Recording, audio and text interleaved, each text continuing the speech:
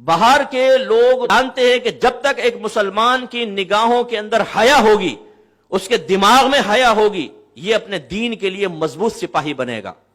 اس کی حیا کا مادہ ختم کر دو، اس کو بغیرت بنا دو۔ دوسرے میں لفظ میں کہہ رہا ہوں، معذرت کے ساتھ لفظ استعمال کرو، بغیرت بنا دو اس کو۔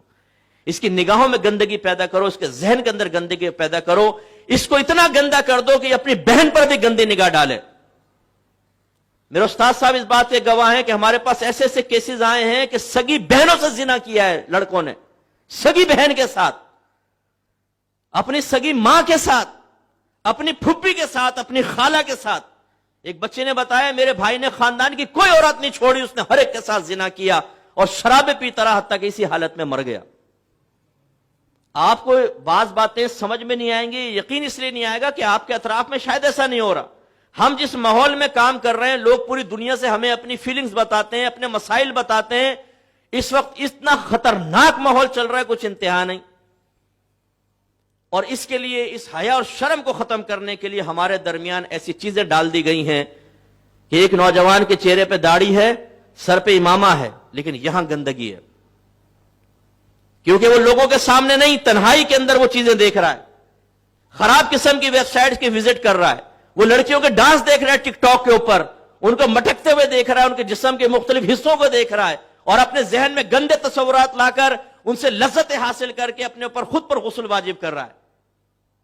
جس استاد نے تو ہمارے استاد صاحب نے تو بڑے محتاط الفاظ میں نشے کے بارے میں فرمایا نا، یہ نوجوان اپنی طاقتوں کو اپنے ہاتھ سے ضائع کر کے اس قابل نہیں ہیں کہ یہ جہاد کر سکیں، ان کے منہ میں تماچا لگے تو یہ دور جا کے گریں گے۔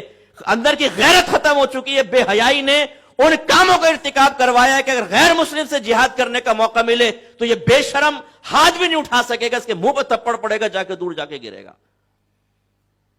اور پھر ہماری بے حیائی، جب ہم یہ انٹرنیٹ سے بے حیائی حاصل کرتے ہیں، دل گندا، جو عورت گزر رہی ہے اس کو ٹیڑھی آنکھوں سے دیکھ رہے ہیں، برقع پوش نظر نہیں آ رہی، لیکن بھائی اپنی نگاہوں کی حفاظت میں گھر تک چھوڑ کر آ رہا ہے۔ واہ بھائی واہ، بڑا محافظ بھائی ہے بھائی، بہن کو کوئی گندی نگاہ سے نہ دیکھے، اس لیے اس نے یہ کردار خود اپنا لیا کہ میں نگاہوں کے ساتھ چھوڑ کر آؤں گا۔ اسکوٹر چلاتے ہوئے بیوی پیچھے بیٹھی پھر بھی ٹیڑھی آنکھوں سے دیکھ ہی لیتا ہے کہ سائیڈ میں کون جا رہی ہے۔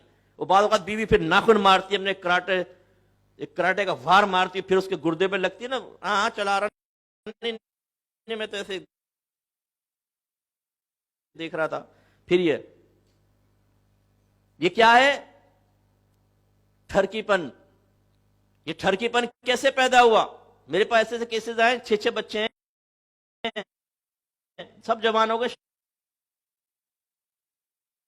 شادی ہو گئی ہے، نانا دادا بن گیا ہے، اور رات کے 2:30 بجے بیٹھا ہوا چیٹ کر رہا ہے لڑکیوں کے ساتھ، اور نوجوان بن کے، میں 25 سال کا نوجوان ہوں، عمر 60 سال ہے، اور لڑکیوں کو پھنسانے کے چکر میں دادا جان۔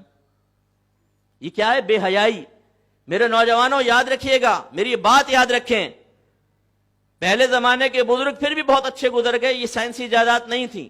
اگر آپ اپنی جوانی کے اندر اپنے اندر مادہ حیا پیدا نہیں کریں گے، اس کی حفاظت نہیں کریں گے، تو جو میں کہہ رہا ہوں وہ آپ کے ساتھ بھی ہوگا کہ آپ کے بیوی بچے ہو جائیں گے، آپ دادا نانا بن جائیں گے، لیکن ذہن کی گندگی ختم نہیں ہوگی۔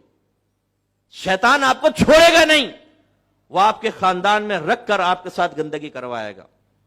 ذہن گندا، خیالات گندے، گفتگو گندی۔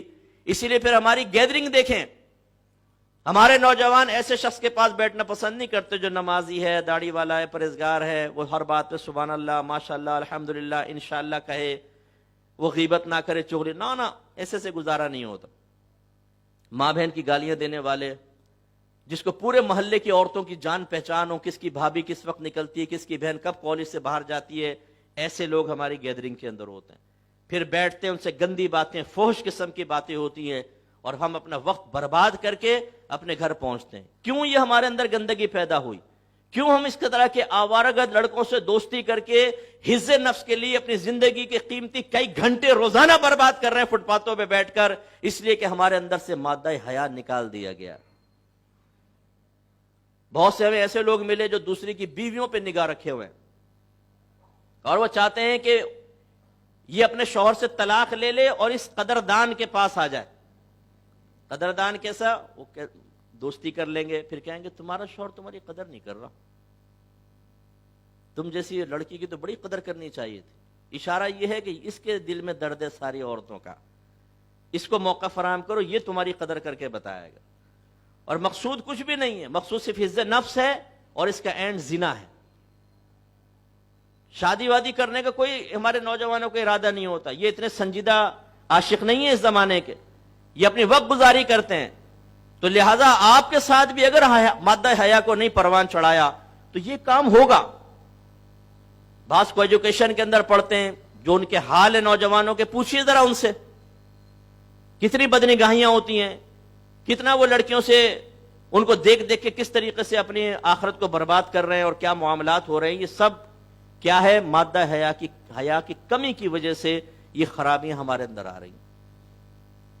بعض مائیں ہمیں کہتی ہیں کہ مفتی صاحب میرا بیٹا تو بڑا نیک ہے, کبھی میں نے برائی نہیں دیکھی اپنے بیٹے میں. جی ماں والدہ آپ بالکل ٹھیک کہہ رہی ہوں گی, کبھی آپ نے برائی نہیں دیکھی کیونکہ آپ کے بیٹا ماں کے سامنے کبھی برائی نہیں کرتا ہے نا. لیکن جب یہ بے تکلف دوستوں کے درمیان ہوتا ہے اور رات کے 2:30 بجے موبائل لے کے گلی کے کھمبے سے ٹیک لگا کے لڑکی سے چیٹ کر رہا ہوتا ہے, پیکیجز کروا کے, یا انٹرنیٹ پہ بیٹھا ہوتا ہے, تب اپنے بیٹے کے نیک پن دیکھا کریں, اس کا پپو پن تب نظر آئے گا.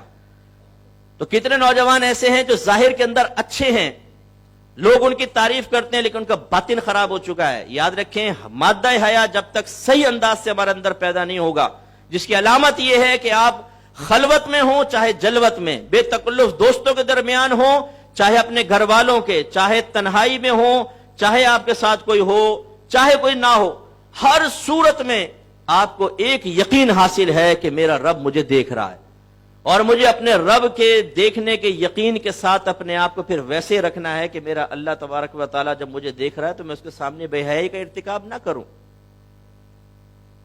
تو ایک علم کی کمی, دوسری حیا کی کمی, اس کی وجہ سے ہمارے یہاں بگاڑ.